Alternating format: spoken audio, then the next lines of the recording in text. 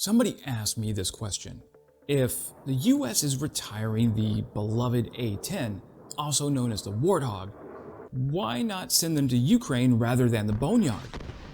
On paper, the Fairchild Republic A-10 Thunderbolt II was built for exactly the type of warfare happening right now in eastern Ukraine. That is, killing Russian armor on the open plains of Eastern Europe. So why is it unlikely for the A-10 to show up in the Ukraine war? Well, let's discuss.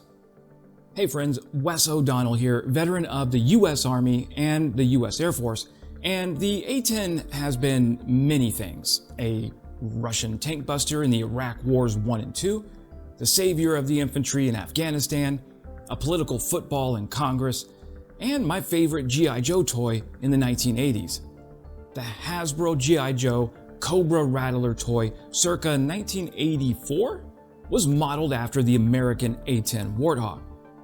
I think there is a video that needs to be made about why the 80s action figures bad guys always had cooler looking equipment. Maybe it's so that kids would want to play with them instead of always playing the heroes.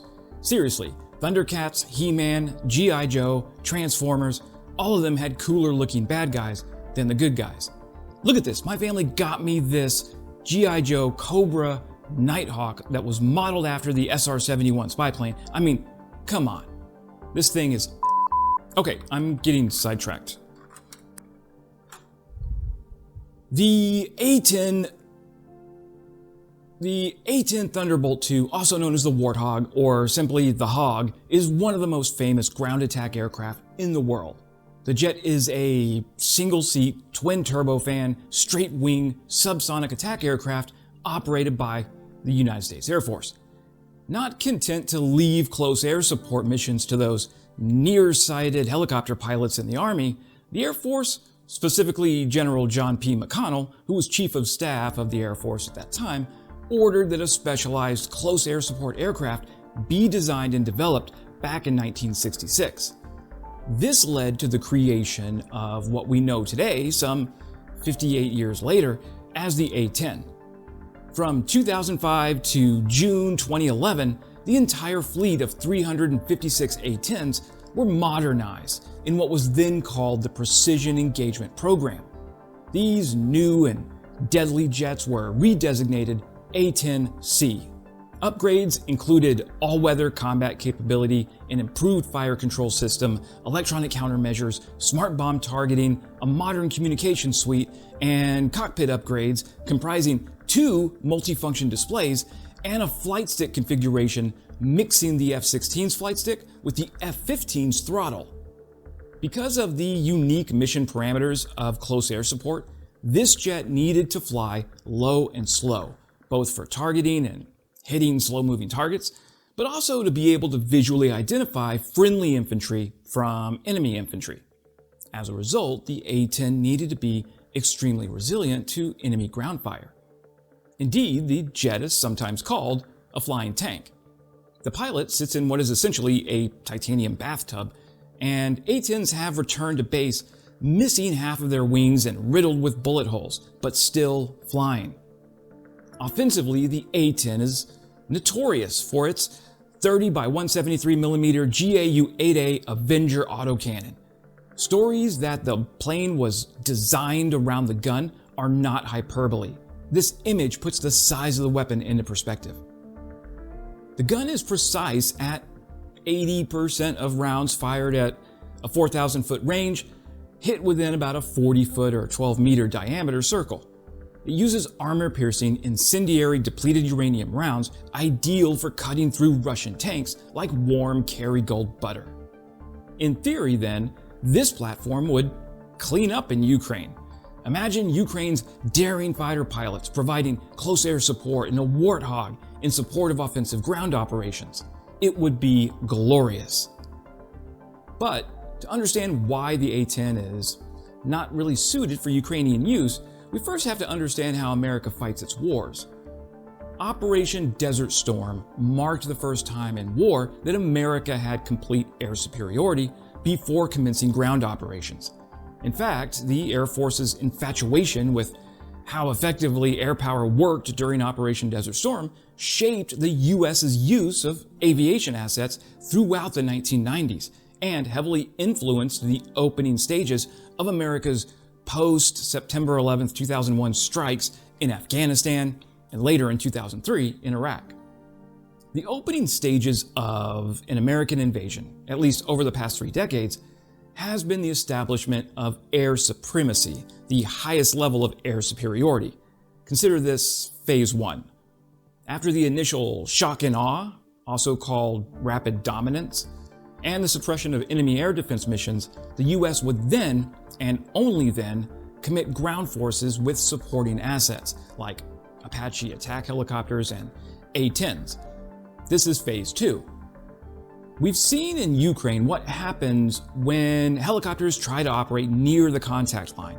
Their survivability is abysmal. For the same reason, an A-10 Warthog wouldn't last long in Ukraine because Ukraine does not yet control the skies. Russian MiG-29 Fulcrums and Sukhoi Su-35 flankers would unfortunately make short work of any Ukrainian A-10s. Even if Ukraine did achieve something akin to air superiority, let's say thanks to a shipment of F-16 Falcons, there are other reasons why the A-10 likely wouldn't make its way to the war. The A-10 stopped production in 1984, and the Air Force has been trying to retire them for years and replace them with the F-35, which, in theory, can also be used for close air support missions. There's another conversation we should all probably be having about whether the F-35 can really perform close air support as well as the A-10. I have my doubts, but then I'm not a pilot. Although I am going to flight school after I graduate from law school in April, so that's something. Interestingly, when the Air Force first announced it was going to mothball all the remaining A-10s, the public outcry was enough to prompt Congress to block their retirement. This is impressive, if for no other reason than to suggest how beloved this jet is in the American psyche. Last year, however, in the 2023 NDAA, Congress finally allowed 21 of the planes to be retired, which marked the first retirements of that aircraft in the 21st century. Now we actually have a real end date for the A-10. The Air Force plans to phase them all out by fiscal year 2028. The first wave of A-10s have already been sent to the boneyard, where US military planes go to be forgotten. If Ukraine did have the A-10, they couldn't be replaced after aircraft losses, and parts would be extremely difficult to come by. Not to mention, Ukrainian pilots aren't trained to operate the A-10, and Ukrainian maintenance personnel are not trained to maintain it, integrating a completely new aircraft type into the Ukrainian Air Force at a time when they're ramping up F-16 operations and possibly getting the French Mirage and the Swedish Gripen would just add more layers of complexity.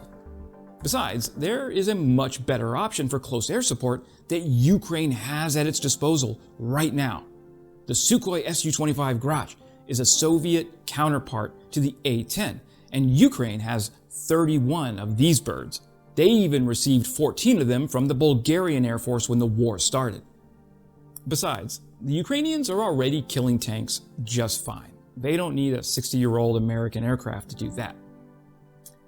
Once American F-16s become effective in Ukraine and start killing Russian air defenses and fighter jets from a standoff distance, there will be opportunities for the return of close air support missions in Ukraine. When that happens, Ukraine should employ its Su-25s and attack helicopters to support offensive operations. That's my opinion anyways. Now, if you need me, I'll be on eBay looking for a vintage Hasbro G.I. Joe Cobra Rattler. That's all for today. Listen, if you've made it this far in the video, it means you're a subscriber. Or should be. If you're in the States, happy Thanksgiving to you and your family.